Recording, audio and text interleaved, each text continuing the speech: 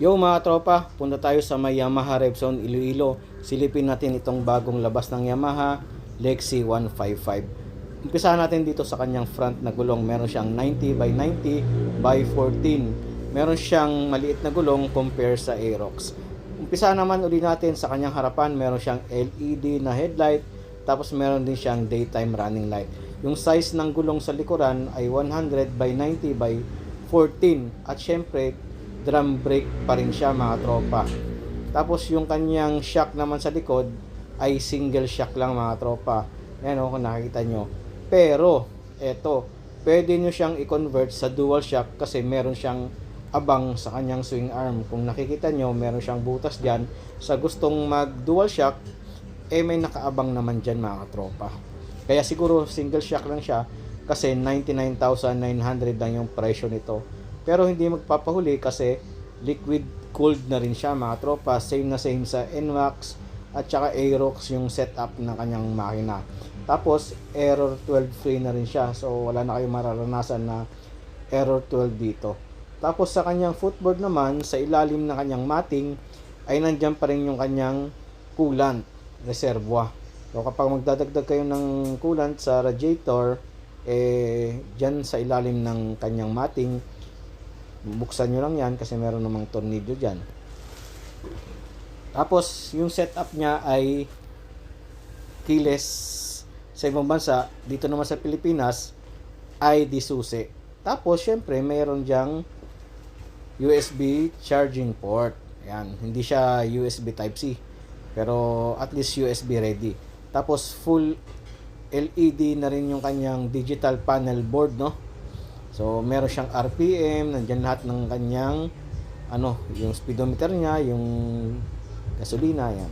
Tapos, meron naman siyang front disc brake, yan.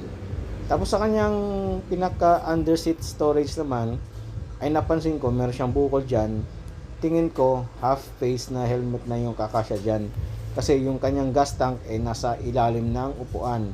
Same sa setup ng Honda Click 160, yung kanyang gas tank ay nasa ilalim ng upuan. Kaya hindi kakasya dyan yung pinaka full face na helmet. Tapos sa kanyang left handlebar naman, nandyan yung high and low beam, signal light, at saka horn. Sa right handlebar naman, nandyan yung SSS, start and stop system, hazard, at saka starter. Tapos dito naman sa kanyang tambucho, gayang-gaya naman sa Aerox at NMAX. Tapos yung kanyang signal light ay ordinary bulb, pero bawi naman sa kanyang taillight kasi naka LED na siya. Ayan yung kanyang tapalodo sa likod, same din sa NMAX. Pati yung kanyang airbox tsaka yung pinaka crankcase cover niya ay same na same. Meron nga pala itong dalawang kulay, isang matte green at gloss black. So ito, sa mga nagtatanong, 99,900 yung price niya. Ayan yung kanyang pillion step, side stand with kill switch na rin siya mga katropa.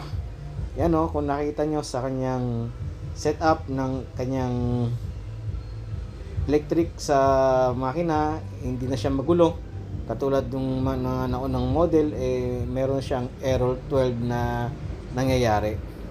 So ito, subukan natin sakyan. Kung ano yung makikita nyo sa pinaka dashboard niya, ito yan mga tropa. So ito, subukan natin upuan. So ito, maluwag yung kanyang pinaka footboard. Meron siyang extension na konti dyan sa harap ng kanyang footboard, no? Kapag mangangalay kayo, pwede nyo extend konti, pero hindi siya katulad sa NMAX talaga na talagang ma-stretch yung tuhod nyo. Tapos dyan yung kanyang menu. Dyan lahat ng menu na makita nyo sa kanyang dashboard. Mukhang NMAX talaga siya mga tropa, no? Kahit yung kanyang cover ng manibela, parang NMAX.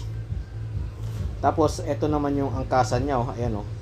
Pwede nyo ang i-extend din yung paa nyo dyan kung gusto nyo mag racing o parang mawawala yung ngalay sa tuhod. Pwede nyo dong itapak yung paa nyo doon sa kanyang step board sa likod. Ayan. Yan nga pala yung forma ng Lexi 155 kapag nakatagilid. Astig din siya mga tropa, di ba? Kapag pinaporma nyo to, siguradong magbubukang astig to mga tropa.